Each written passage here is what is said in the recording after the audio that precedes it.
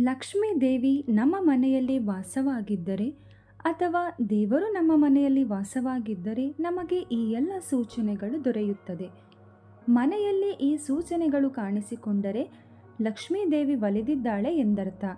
ಲಕ್ಷ್ಮೀ ದೇವಿ ನಮ್ಮ ಮನೆಯಲ್ಲಿ ವಾಸವಾಗಿದ್ದಾರೆ ಎಂದರ್ಥ. ಲಕ್ಷ್ಮೀ ನಮ್ಮ ಮನೆಯಲ್ಲಿ ನೆಲೆಸಲಿ ಎಂದು ಪ್ರತಿಯೊಬ್ಬರು ಆಶಿಸುತ್ತಾರೆ. ಏಕೆಂದರೆ ಲಕ್ಷ್ಮಿ ಇರುವ ಮನೆಯಲ್ಲಿ ಅಥವಾ ಆಕೆ ವಾಸವಾಗಿರುವ ಮನೆಯಲ್ಲಿ ಎಂದಿಗೂ ಧನ ಧಾನ್ಯಕ್ಕೆ ಕೊರತೆ ಇರುವುದಿಲ್ಲ. ಲಕ್ಷ್ಮೀ ದೇವಿಯು ನಮ್ಮ ಮನೆಯಲ್ಲಿ ನೆಲೆಸಿದ್ದಾಳೆ ಎಂಬುದಕ್ಕೆ ಸೂಚನೆಗಳು ನೋಡೋಣ ಬನ್ನಿ. ಹಲ್ಲಿಯನ್ನು ನೋಡಿದಾಗ ಸಾಮಾನ್ಯವಾಗಿ ಅಸಹ್ಯ ಪಡುತ್ತಾರೆ ಅಥವಾ ಹೆದರುತ್ತಾರೆ. ಹಲ್ಲಿಯ ಮೈಮೇಲೆ ಬಿದ್ದಾಗ ಅಪಶಕನವೆಂದು ಯಾವುದೋ ಅಪಾಯವಿದೆ ಎಂದು ಯೋಚಿಸುತ್ತೇವೆ ಮತ್ತು ಸ್ನಾನ ಇತ್ಯಾದಿಗಳ ಮೂಲಕ ಶುದ್ಧರಾಗಲು ಹೋಗುತ್ತೇವೆ.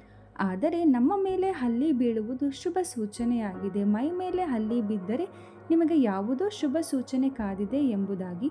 ಇನ್ನೂ ಕೆಲವೊಮ್ಮೆ ನಾವು ಮನೆಯ ಇತರ ಭಾಗಗಳಲ್ಲಿ ಮಾತ್ರವಲ್ಲದೆ ದೇವರ ಕೋಣೆಯಲ್ಲೂ ಹಲ್ಲಿಯನ್ನು ನೋಡುತ್ತೇವೆ.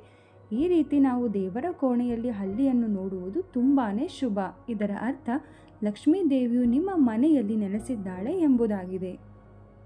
ನಾವು ದೇವರಿಗೆ ನೈವೇದ್ಯವನ್ನು ಇಟ್ಟಾಗ ಅದನ್ನು ಇರುವೆಗಳು ತಿನ್ನುತ್ತಿರುವುದನ್ನು ಗಮನಿಸಬಹುದು. ನಾವು ದೇವರಿಗೆ ಇಟ್ಟಿರುವ ನೈವೇದ್ಯವನ್ನು ಇರುವೆಗಳು ತಿಂದರೆ ಅದನ್ನು ಮಂಗಳಕರ ಸೂಚನೆ ಎಂದು ಪರಿಗಣಿಸಬೇಕು. ದೇವರು ನೈವೇದ್ಯವನ್ನು ಸ್ವೀಕರಿಸಿದ್ದಾನೆ ಎಂಬುದು ಅರ್ಥವಾಗುತ್ತದೆ. ಇದರಿಂದ ನೀವು ಪೂಜೆಯ ದುಪ್ಪಟ್ಟು ಫಲವನ್ನು ಪಡೆದುಕೊಳ್ಳುತ್ತೀರಿ. ಅದರಲ್ಲೂ ಮನೆಗೆ ಕಪ್ಪು ಇರುವೆಗಳು ಬಂದರೆ ಶುಭ.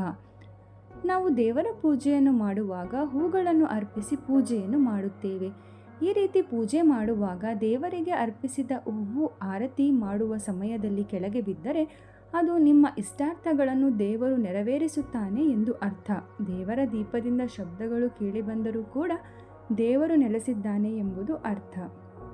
ಅದೆಷ್ಟೋ ಜನರಲ್ಲಿ ಹಾವುಗಳು ಕನಸು ಅಂದರೆ ಕನಸಿನಲ್ಲಿ ಹಾವುಗಳು ಕಂಡಿರಬಹುದು. ಹಾವಿಗೆ ಸಂಬಂಧಿಸಿದ ಎಲ್ಲ ಕನಸುಗಳನ್ನು ಶುಭ ಕನಸುಗಳು ಎಂದು ಹೇಳಲು ಸಾಧ್ಯವಿಲ್ಲ.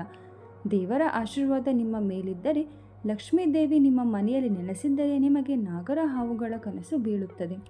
ಅದೇ ದೇವರ ಆಶೀರ್ವಾದದಿಂದ ಶ್ರೀಮಂತರಾಗುವುದಾದರೆ ಬಿಳಿ ಬಣ್ಣದ ಹಾವು ಕನಸಿನಲ್ಲಿ ಕಾಣಿಸಿಕೊಳ್ಳುತ್ತದೆ. ಕನಸಿನಲ್ಲಿ ದೇವರು ನಿಧಿ ಕಾಣಿಸಿಕೊಳ್ಳುವುದು ಕೂಡ ದೇವರ ವಾಸಸ್ಥಾನವೆಂದು ಹೇಳಲಾಗುತ್ತದೆ. ಮನೆಯಲ್ಲಿ ಪದೇ ಪದೇ ಹಾಲು ಉಕ್ಕುವುದು ಕೂಡ ಲಕ್ಷ್ಮೀ ದೇವಿ ನಿಮ್ಮ ಮನೆಯಲ್ಲಿ ನೆಲೆಸಿದ್ದಾಳೆ ಎಂಬುದರ ಸಂಕೇತವಾಗಿದೆ.